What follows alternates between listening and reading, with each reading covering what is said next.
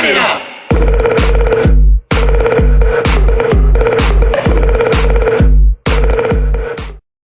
Opa pessoal, boa noite, tudo bom?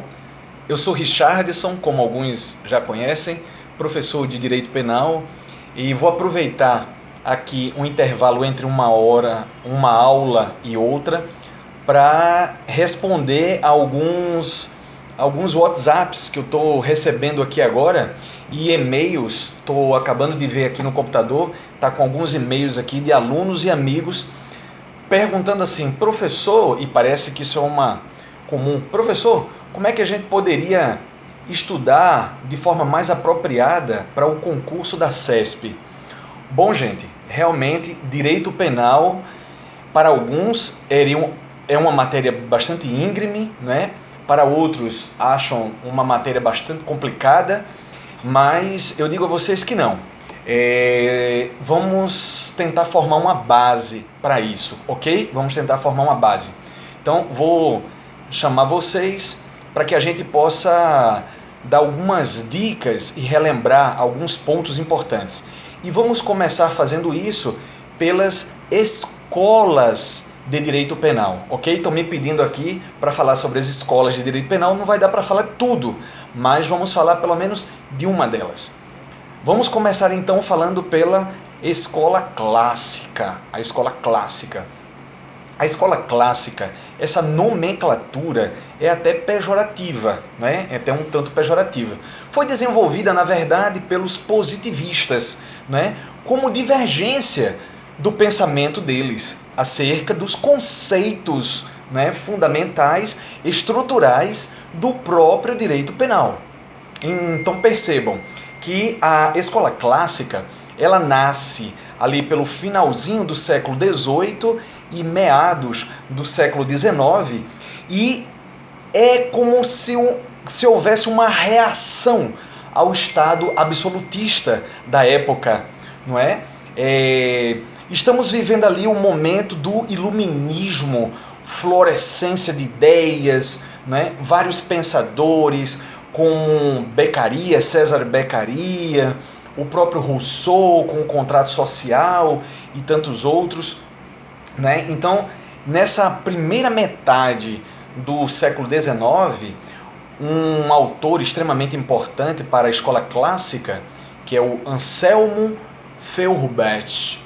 Esse homem ele consolida a ideia da taxatividade do direito penal.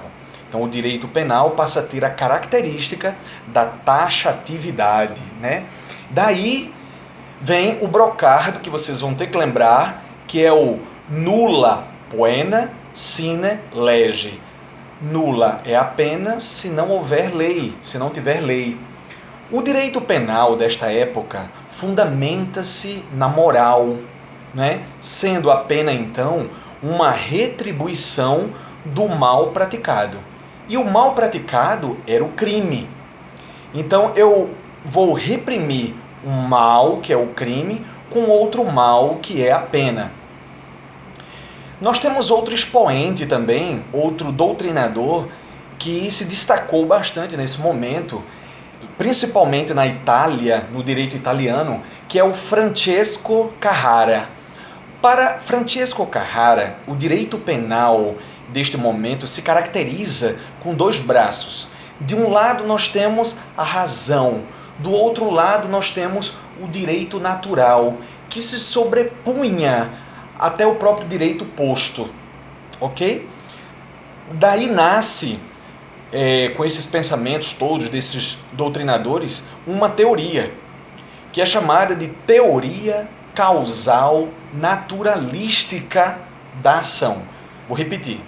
Teoria causal naturalística da ação. Bom, vejamos.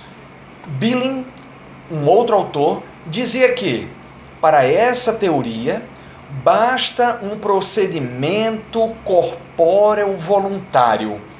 Então, para o crime existir, bastaria para Billing um procedimento corpóreo voluntário. Já para von Litz, um outro autor, essa teoria causal naturalística da ação, ela tem como base, para ela bastaria então a causação, a causa voluntária de uma modificação no mundo exterior. Bastaria a modificação no mundo exterior. A mata B. B agora encontra-se morto, sem vida. Houve uma modificação no mundo exterior. Outra característica interessante e que a CESP já cobrou em concursos da magistratura da Bahia, de Roraima, de Goiás e outros estados pelo Brasil, Ministério Público, até a própria Polícia Federal, é a característica de que estes autores utilizavam um método denominado método racionalista, dedutivo, lógico, né?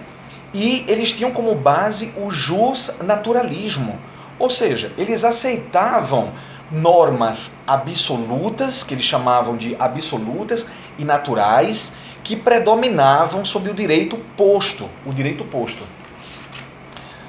Já estão passando ali e já dizendo que a aula está já começando, mas eu vou concluir o raciocínio.